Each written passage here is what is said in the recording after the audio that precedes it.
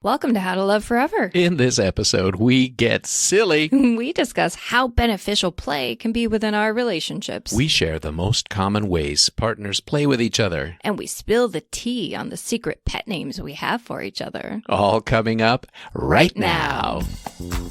Hi, I'm Marco. And I'm Heather. We invite you on a journey of discovery as we explore techniques, tools, and inspiration to better our love lives and our sex lives. Join us as we travel the world, seeking out the stories that can help improve how we do romance and relationships. Come with us as we discover how to love forever. Hi, and welcome to today's episode of How to Love Forever, where we boldly explore love, relationships, and sexuality. I'm Heather. And I'm that fool Marco. So yesterday was Valentine's Day. Happy Valentine's Day, everybody. Happy Valentine's. And in light of this romantic holiday, we thought we'd do an episode all about how to make relationships fun, right? We like fun. That's the whole point. Fun is good. Fun is the point. Fun is the point. So, do you and your partners get playful with each other? Do you bring silliness into your daily lives to break up all the mind-numbing mundanity of having to get shit done? Getting shit done. Getting shit done. So when a lot of people think of play, we usually think of like kids' pastimes, right? You know, playing hide and seek or house or imagination, all sorts of stuff. But for us adults... Definitely played doctor in my day. Yeah. Even before our days. But as I was saying, with the adults, you know, things can be kind of limited. What do we got? We got video games.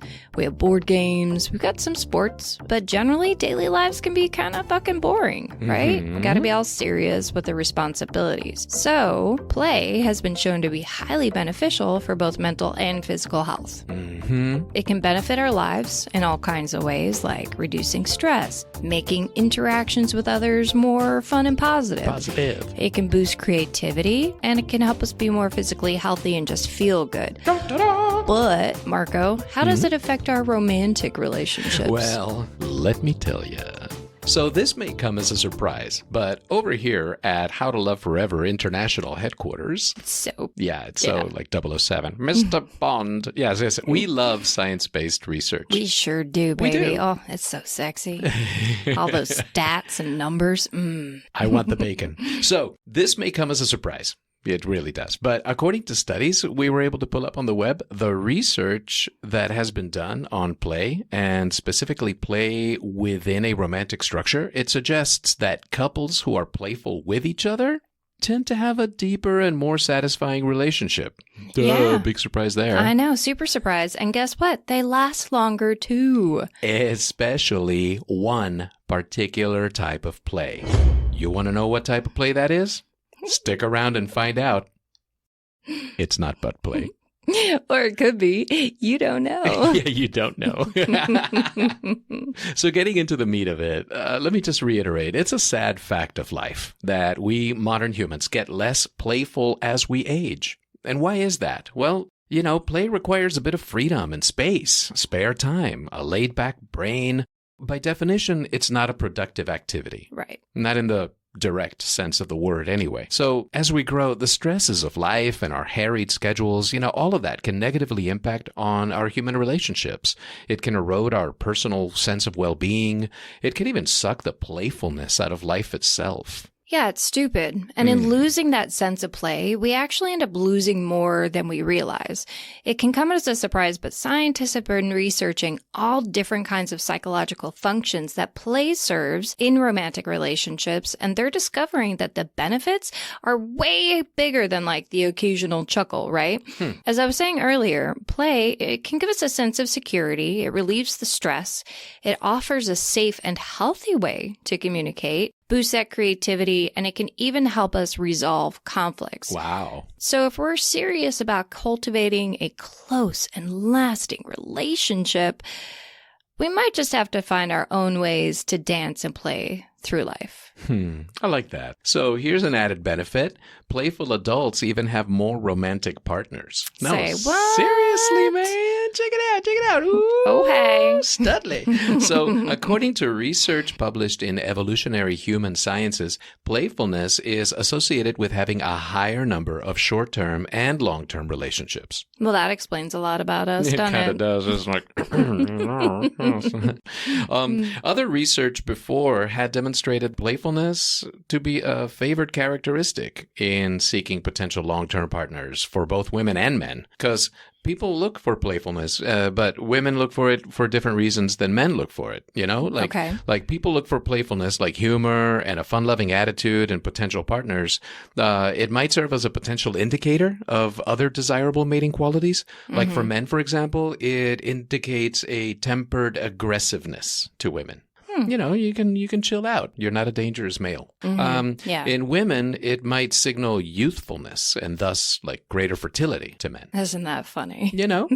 So, you know, even though these studies are focused on like heteronormative relationships, I'm pretty sure these results can really be interpreted and extrapolated in ways that are relevant to most relationship types. I mean, you can figure out where it fits in for you. I think it's probably pretty universal. I would imagine so. And of course, we're attracted to partners for different reasons, but there are underlying things that really just kind of go across the board. And you know what else? Being playful, it helps to keep you young and energetic, right? So it promotes neuroplasticity by encouraging out-of-the-box thinking, you know, being creative, and then making connections between previously unrelated neurons, therefore creating new synapses.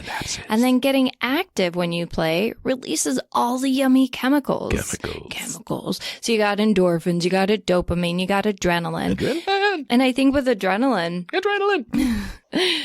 if you're playing with your partner and you're being silly and maybe you're doing a tickle fight or running around the house just being totally dumb, right? The adrenaline is increased. It actually turns you on. So it increases your sex drive. It does. I would also posit that when you're playing with your romantic partner, it boosts your oxytocin levels. So that's the love, the bonding chemical, right? Oxytocin. I love this quote, and you know it, the one by George Bernard Shaw. Oh, yeah, yeah. Right? It totally sums it up.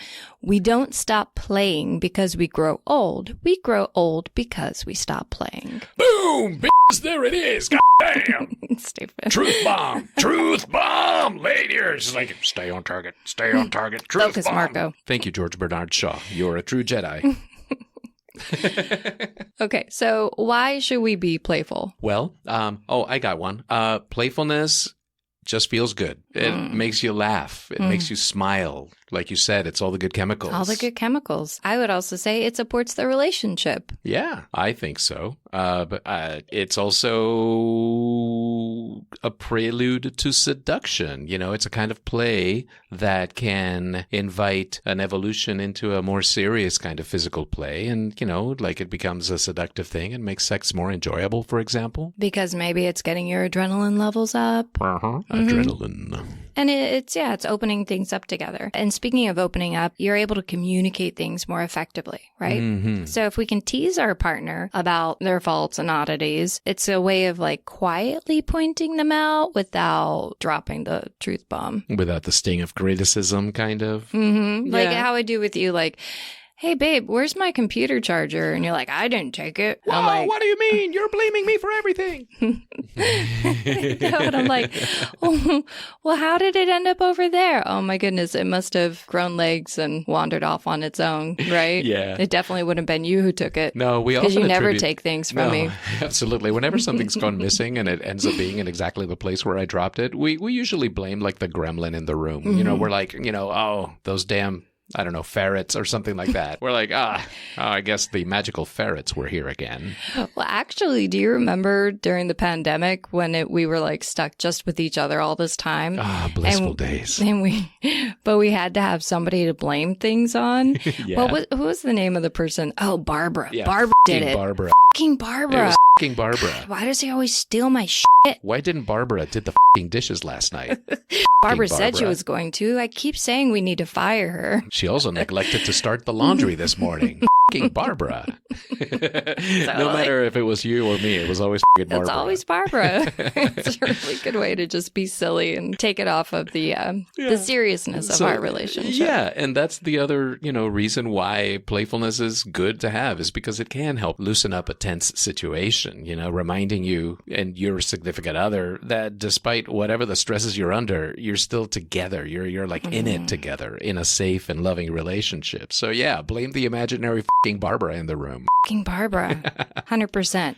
Well, and I love the fact too, because I strongly feel that silliness is a form of vulnerability, speaking of being in a safe relationship. And if we get to open ourselves up and be silly in a way that allows our partner to open themselves up in a silly way, then we're both safe and we're supported, and it requires a certain level of intelligence. Yeah. Right? I would say yes. I'd say yes. So I think I'll say yes. Let's just say yes. Yes. Yes.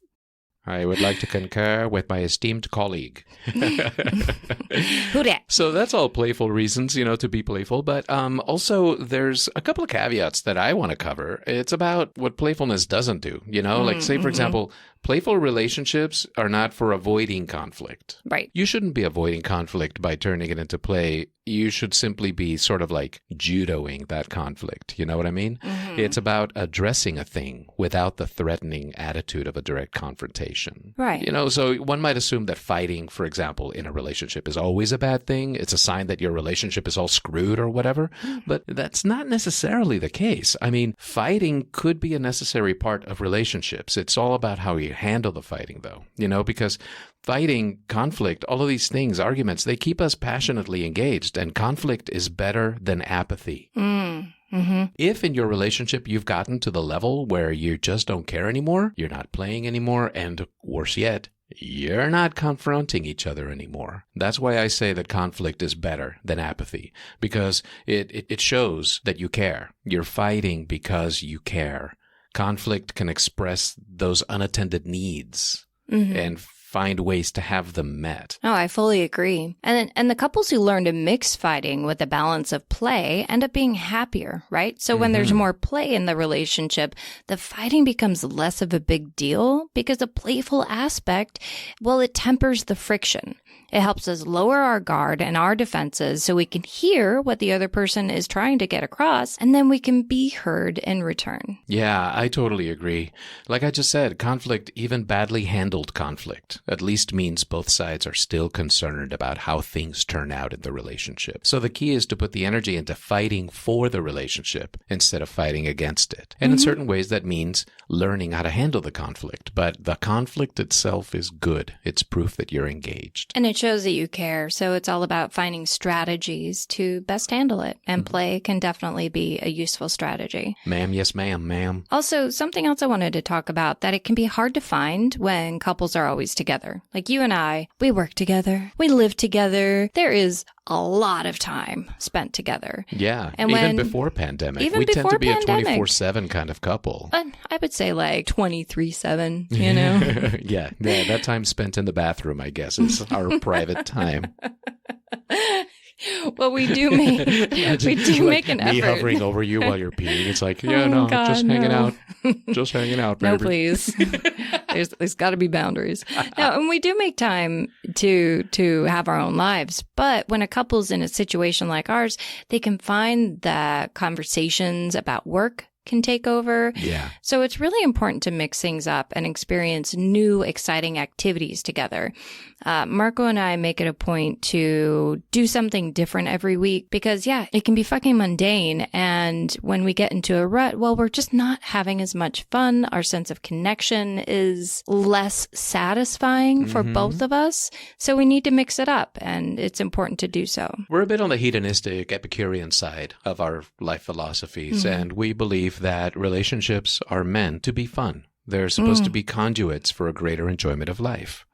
Anyway, when you do work together a lot, when you spend a lot of time like that, power struggles can become a common source of friction, I mean, like when you share a home office or just sharing the tasks of managing a household, like washing the dishes or mopping the floor or doing the laundry, these kind of things. Don't tell me how to talk into a microphone. I will always tell you how to talk into a microphone. So bossy. No, especially during the pandemic. I mean, like this whole work from home epidemic has made it a lot more common for a lot of just regular people who are unaccustomed to this new kind of like, more life together. Right. Like, so much time spent in the same place. Yeah, exactly. Like your living room has become your home office, all of that, So mundanity, it really does threaten playfulness at every turn. Mundanity is the enemy of playfulness. And eventually, couples often find themselves only talking about stuff like bills and budgets and to-do lists. And then the other part of the time, they're just like zoning out with what's called soft addictions, like just smoking pot or doing games or television instead of just engaging with each other. Right, because the disconnect, it's like you spend so much time being bored together, you just need to take a break from it instead of specifically like breaking out of the routine and working to find new ways to make things exciting, stimulate how alive you feel together. Exactly. Right? Yeah, because if you're bored together 100% of the time, you're not having fun together. Well, and so why would you tune in? why would you stay with somebody who's just boring all the time? Yeah, why tune in? You got to create those new experiences, and luckily, they're found everywhere. There is no shortage of opportunities to live a greater, more enjoyable, more fun life. So I want to elucidate a little bit on that because I want to point out that how we live our life is often determined by how we perceive life, right? We all have filters, right? We all have different filters. You can have the victim filter, or you can have the entrepreneur filter, or you can have the go-getter filter, like every kind of filter. And playfulness involves seeing life as more like a game than a battlefield. Oh, yeah. This is important to keep in mind when you want to naturally attract more playfulness into your world. Which filter are you using to view your life and therefore to interact with your life and your relationships, which are a big part of your life? Yeah, 100%. And think about it. If you can interject a playful remark or a gesture that helps loosen up a tense situation, then it reminds your loved one that even though things suck right now, you're still in that safe and loving relationship. You're still with somebody who enjoys spending time with you and wants to be with you. Yeah. And it can take a lot of social intelligence to know when and how a lighthearted joke is the thing to lower the intensity of a fight or, general disagreement. Yeah. But guess what? Research, I love your research. It suggests that it's a skill that we could all benefit working on. Yeah. So teasing, for example, that's another playful behavior, and that can walk the delicate line between positive and negative, which, that's why play is always a negotiation, because real relationship play challenges the ego while emphasizing the togetherness. Oh, I like that. So it's tricky, right? Our lover has to perceive that intention to be playful, to be willing to join the game, and instead of feeling like they're being casually attacked. Right. Which is why fucking Barbara is so useful. Yeah, absolutely. Right. It's having somebody that you both know it's fictional. It doesn't matter, but it allows you to kind of vent about something you're frustrated and not using it as a direct attack on your loved one. Yeah. So it's like a little lighthearted tease, but expressed or delivered in a way that isn't like a forward attack on somebody's sense of ego. Right. So, that kind of successful teasing is always a matter of understanding your partner's needs in the moment. So it requires that kind of emotional intelligence, the ability to see your partner's mental state at any given time. Yeah. And you know how so many couples out there have all those little nicknames for each other, right? I know. Never do that. Gross. Oh, that's so disgusting. Oh, no. Or all the inside jokes, like fucking Barbara. Hurl. Well, it turns out that is one of the most common forms of play, right? Yeah. No, we have all kinds of names for each other. Hey, take note, love bunnies, because we're about to disclose to you our secret nicknames for each other. It's terrible. Dun, dun, dun, dun, dun. Dun, dun, dun. Cue tense music. Okay, so I call Heather Monkey. Yeah, he does. Yeah. And then, Heather, what do you call me? I call him Foofy. Yeah. I don't even remember where it came from. Sounds heroic, doesn't it? I call him Foofy McFoofy Foof. Yep.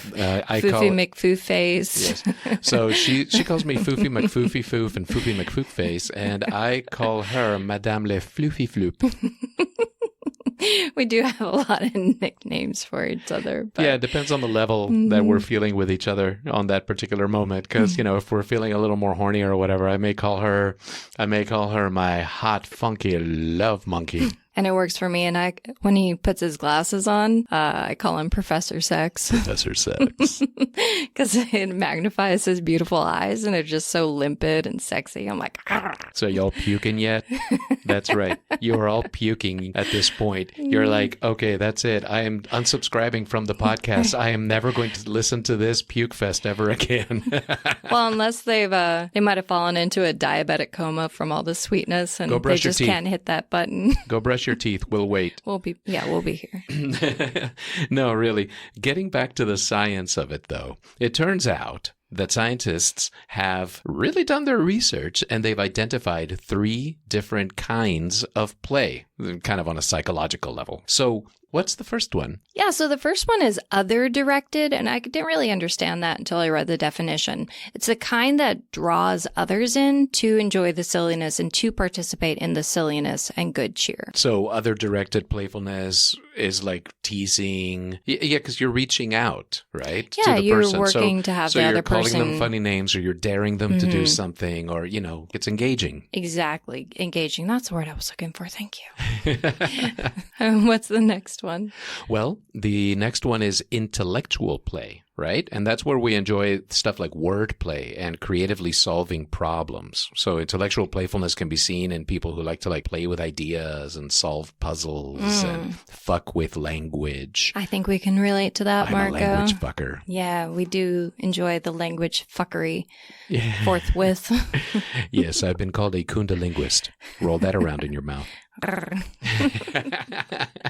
Well, and then you've got whimsical. And whimsical, it's like a general amusement with life and like a slightly oddball attitude, which we can definitely relate to as well. But it's liking unusual activities, people, or objects. Like if you're a particular kind of science fiction nerd, or if you like to do silly little dance while you go grocery shopping, that kind of thing. Right. Like I take songs, like well-known songs, and I change the words to them depending on like what situation we're in. I do it all the fucking time. Which may actually be kind of a cross between whimsical and intellectual play. But well, I like to combine things. You do like to mix it up. Yeah. So with these 3 different styles, science has discovered science has discovered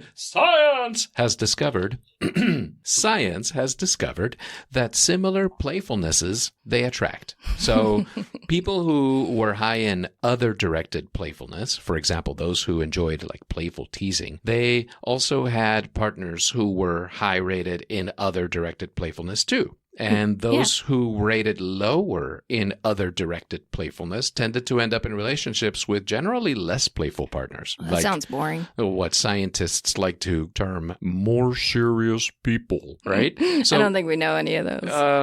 We definitely know some serious people, but we don't talk to them very much because we annoy them.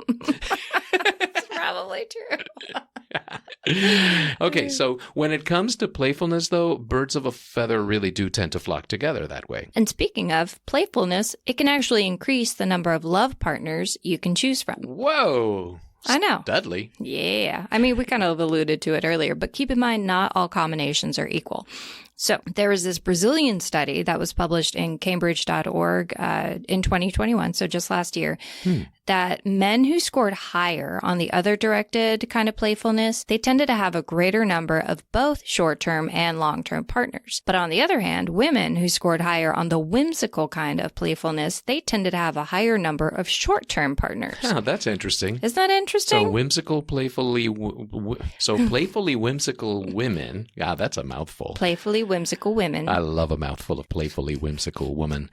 So women who scored higher on the whimsical thing, they tended to have a higher number of short-term partners. Short-term, yeah. Little playgirls, huh? Yeah, I guess so. Or maybe they just didn't engage enough with their partners for their partners to want to do long-term. Because that's how I look at the other directed kind of playfulness. It's engaging. It's asking the other person to play with you. Yeah. Whereas if you're just being whimsical, you're kind of just entertaining yourself. I kind of see that. You know? Totally see that. Yeah. Yeah, that makes sense. So, and then the lead researcher is quoted to say, Playfulness is very complex and can be divided into different kinds. Each type can affect some areas and not others, or work differently for certain groups. So I know it's super clear.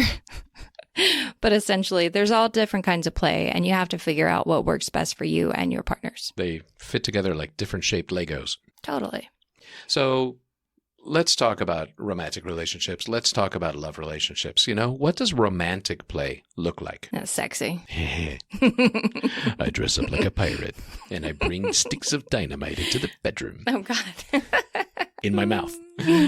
No, really, though. One of the most common forms of play, it really does seem to be like say, for example, a secret language that develops between couples, right? Yeah. Like from nicknames like we were talking about to like these private in-jokes that develop over time.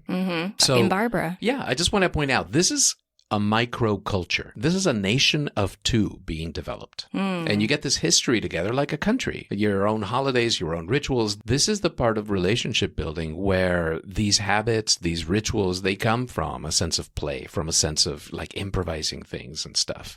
This is a sure sign of your relationship strength and your intimacy together when you can build these things easily. Well, it's kind of like creating your story together. Yeah. Yeah, but you get to play together, and it really does create the narrative of your love story, right? Indeed. And so then you get to refer back to it. And do you remember at the beginning of the story when the prince, came up on a big white horse and said something really stupid and you guys like laughed your asses off? Anyway. Those kind of inside jokes, that kind of inside history. That's your nation of two kind of microculture, for sure. Totally. And then another really common way of playing is role play. So in the comfort of the romantic bubble. Like when I dress up like a pirate and stick a stick of dynamite in my mouth and I light it and I dance a tango in the bedroom. I mean, that's definitely one way, right? Or one might feel safe enough to be a puppy, right? Yeah. If that does it for them. Yeah. Or like in the episode with our friend with Dr. Dr. Amanda Amanda. Morgan, sexologist, where Yeah. the one fella had the other fella as his little puppy pet. And it worked for them both. It worked for them. I mean, good on them. Role play is interesting and everyone can role play. And can you imagine how difficult that has been over the years for them to find partners who they feel safe enough with that they can be vulnerable and ask to have that sort of role play together? Yeah, that's got to be quite a search. But it also doesn't have to be that intense. It doesn't have to be No. like super kink sexual role play like that. Of course You not. can just have like these little inside jokes where you are, say, for example, doing your best Elvis impression or something. Yeah, or as I like break randomly into song, like a freaking Disney character. Yeah. It's fun, it's silly, it's completely stupid, but it works for us. It does. And, a lot of play obviously doesn't even require words.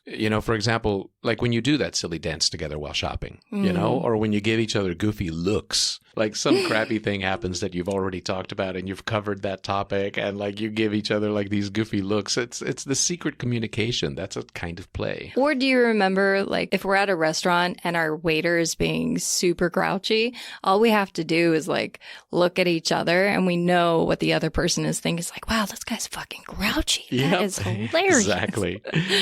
So these are very subtle forms of very real play. And, playfully stealing the last bite of food, for example, while your partner's not looking, that's kind of a flirtatious play. That turns a normally selfish act into an affectionate exchange. Or it sounds like the perfect opportunity to start that tickle fight. You give me back my food. I have lots of scars on my hand from all the fork stabbings from me trying to get Heather's last bite. I do bite him a lot. I'm not going to lie. Jesus. And then there are those who get really structured with their play.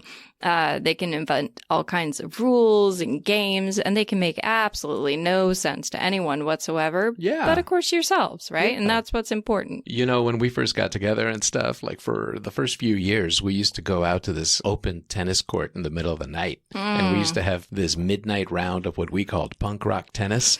It was punk rock because the only rule was keep the ball in the air. As long as it's bouncing, it's still in play, man. Just keep going. That's right. So it was just really fun. It was more like keep away with rackets, but it was our game and we were the only ones that knew the rules. And that was really nice. It's super fun. So with those kind of examples, you can see that it's no surprise that playful couples are often really happy couples. And it works both ways. If you're a happy couple, you'll naturally be a playful couple. But if you become consciously playful, you'll become more happy. Yeah, I agree. And across many surveys, the people who are consistently more playful in their relationships, they tend to experience more positive emotions. They enjoy a deeper sense of connection. And overall, they're more satisfied with their relationships. The communication is better, and then that helps to resolve their conflicts more easily as they arise, and they just view their relationships in a much more positive light. It's beautiful. You gotta play, man. Gotta play. Play is important. I think it's a vitamin. It's vitamin P. Okay, well, that sounds weird. Hey, man, no dogging on anybody's kinks. Yeah, no dogging on anybody's kinks, even if the kink is actually dogging. So... I don't know. As a final thought, I really want to explore this quote from this marital therapist named R. William Becher. Betcha what? Yeah, Becher quote. So this one is one that I really liked, and it really struck me. And I want to sort of share it with our audience of lovable love bunnies. Listen to this. Check this out. Boom. Playing is a reconnoitering of the unknown borders of two psyches, whose contours can become reassuringly familiar only through the experience of mutual vulnerability and non-judgmental responsiveness. It is through playing that we learn how to approach someone else's more intimate self. That is beautiful. Yeah. Yeah, man. Boom, mic drop. But I'm not going to drop this mic. It's expensive. Never drop the mic. Never drop the mic. That's just dumb. That's I stupid. love that, though. The experience of mutual vulnerability and non-judgmental responsiveness. It's great, right? It's like, come on, let's play. Because it's like, okay, when you're playing, you're being more like children, right? And children have much less of an ego. An ego is developed over time. That whole identity thing that happens like at the beginning of your tween years and such. It's defining yourself as this and this and that when you could just play. Yeah, just play. I love that. And, you know, when we reflect on our own relationships, it's the playful moments that we really cherish. Yeah. In the routine of our everyday lives, two people who playfully construct a secret language and culture, it's solely their own. It's just for them. Like you said, it's a microculture, a little planet of two or more. But, you know, it involves showing our partner the parts of ourselves that others don't get to see, really. You know, that childlike, silly, vulnerable side that might not be socially acceptable at work or in other settings. Right. It shows our partners how much we trust them by allowing ourselves to be vulnerable, and then it allows them and encourages them to do the same with us. I agree completely. And every couple's play will look a little different. That's the point. Again, it's about reinforcing the uniqueness of your relationship with this exclusive culture of two that you develop together, or 3, or 12, or however many people are actually romantically together in your relationship. No judgment. No judgment. Just let your silly selves come out, appreciate the goofiness of your loved one, and do what makes you both smile. Yeah. Amen. Hallelujah. Them's truths. Okay. Mic dropping truths. So today we explored how a sense of play is a beneficial addition to your relationship. We broke down the 3 main types of playfulness and shared a few examples. We saw how being a playful person can actually increase your number of potential partners. You go-getter. And how play is like mapping out each other's psyches to better navigate mutual needs, man. So play. Serious business there. It's fucking real. What about you, love bunnies? How do you incorporate play in your relationships? Do you have any other examples or ideas you want to share? Do you have any feedback? Did you fall asleep? Wake up! Wake up! Do you want to call us weird names? Let us know. You can hit us up on the socials. We always love to hear your feedback because this stuff is not only fascinating, but very effing useful. Effing useful.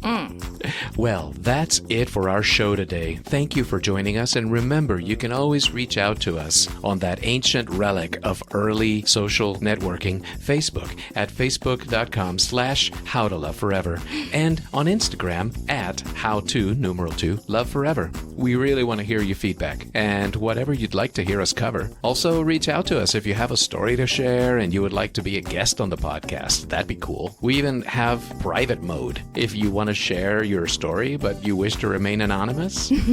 We can do it Dear Abby style and just read your story or questions in the podcast without any true names revealed. You can email us directly at contact@howtoloveforever.com. Don't be shy. We don't bite without consent. And if you feel that our show provides some value, is good for the world, or just plain entertaining, there are so many ways to show your support. You can leave us a review and a positive comment on your podcast app of choice. It definitely helps our show grow. Yeah. You can also tell all your friends to listen in because we want to touch the whole world. With consent. With consent, of course. And if you want to be our sugar daddy or sugar mama, you can join our supporter community on Patreon. We have a range of supporter levels to choose from, starting at just $3 a month. My goodness. That's less than the price of the average divorce. Oh my goodness. So what do you get? Early access, extra content, behind-the-scenes looks at our processes, full video versions of our interviews, and more. Check us out at patreon.com/howtoloveforever. And have you ever wondered about how they film all those love scenes in your favorite movies? And maybe how the Me Too movement has affected it all? Well, join us next week for an enlightening interview we had the great pleasure of sharing with intimacy coordinator Megan Gilron. We had a blast speaking with her. We learned so much more than we had ever imagined about the nuances of shooting intimate scenes in Hollywood. And we look forward to sharing all of that with you. So until next week, love bunnies, remember, love deep. Love hard. Love forever. And play while you do it. That's right. And if you are going to stick a stick of dynamite between your teeth, I do not condone lighting it. No.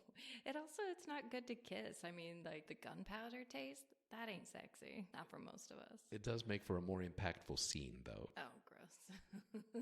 No. Let's go play midnight punk rock tennis. Sure. Can I have a nap first?